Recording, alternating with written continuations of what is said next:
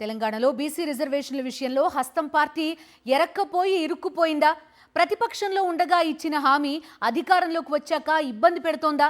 రిజర్వేషన్ల కారణంగానే స్థానిక ఎన్నికల విషయంలో కాంగ్రెస్ సర్కార్ ఎటూ తేల్చుకోలేకపోతోందా?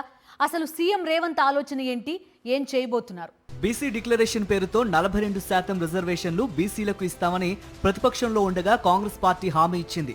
అధికారంలోకి రాగానే బీసీ రిజర్వేషన్ల పెంపు ప్రక్రియ ప్రారంభించింది. 20 నెలలుగా ఆ ప్రక్రియ కొనసాగుతున్న న్యాయపరమైన చిక్కులతో బీసీలకు రిజర్వేషన్లు పెంచడం సాధ్యం కావడం లేదు. దీంతో స్థానిక ఎన్నికల నిర్వహణ అధికార కాంగ్రెస్ పార్టీకి కత్తి మీద సాములా మారింది. పాత రిజర్వేషన్లతో ఎన్నికలు నిర్వహిస్తే ప్రతిపక్షాలు విమర్శలతో కుమ్మేస్తాయి. పెంచిన రిజర్వేషన్లు అమలు చేద్దామంటే న్యాయపరమైన ఇబ్బందులు వెంటాడుతున్నాయి. అనవసరంగా బీసీ రిజర్వేషన్లు పెంచుతామని హామీ ఇచ్చి ఇరుక్కున్నామని అసహనం వ్యక్తం చేస్తున్నారట కాంగ్రెస్ నేతలు. కాంగ్రెస్ అధికారంలోకి వచ్చిన వెంటనే స్థానిక ఎన్నికలు నిర్వహించి ఉంటే ఇప్పుడు ఈ తలనొప్పే ఉండేది కాదని, బీసీ రిజర్వేషన్లు పెంచాకే ఎన్నికలు నిర్వహిస్తామని చెప్పి అనవసర తలనొప్పులు తెచ్చుకున్నామని ఆందోళన చెందుతున్నారట హస్తం పార్టీ నాయకులు.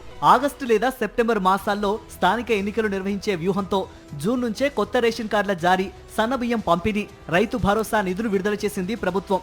దీంతో అప్పటి వరకు ప్రభుత్వంపై ఉన్న వ్యతిరేకత తగ్గి పాజిటివ్ టాక్ పెరిగింది. ఇదే అదునుగా స్థానిక ఎన్నికలకు వెళ్లాలని ప్రభుత్వం భావించిన రిజర్వేషన్ల పెంపు విషయంలో స్పష్టత రాకపోవడంతో వాయిదా వేస్తూ వచ్చింది.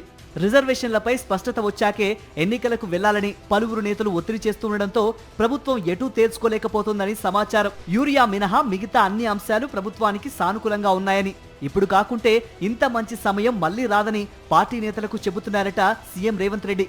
ప్రభుత్వంపై ప్రజల్లో సానుకూల దృక్పథం తేవడం కోసం చాలా కష్టపడ్డామని, ఎన్నికల నిర్వహణకు పార్టీ నేతలు సహకరించాలని కోరుతున్నారట సీఎం. వారం 10 రోజుల్లో పీసీసీ చీఫ్ రాష్ట్ర పార్టీ ఇన్ఛార్జితో మాట్లాడి ఒక నిర్ణయం తీసుకోవాలని సీఎం రేవంత్ భావిస్తున్నట్లు తెలుస్తోంది.